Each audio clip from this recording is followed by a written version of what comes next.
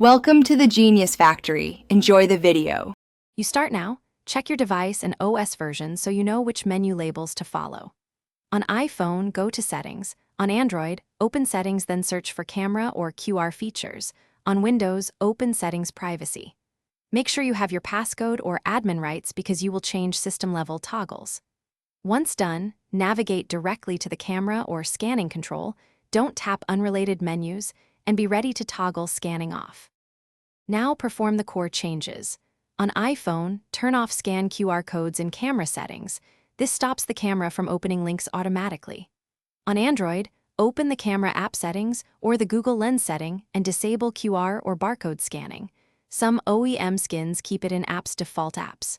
For Windows, revoke camera access for apps that monitor for QR codes.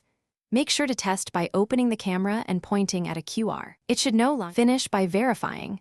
Point the camera at a Wi-Fi QR. You should not see a connect prompt. If you used third-party scanner apps, uninstall them or revoke camera permission in settings to prevent background scanning. Make sure to restart the device and, if available, clear the camera app cache to apply changes. If it still scans, check for system or manufacturer overlays that re-enable scanning and disable those features in their specific settings. That usually.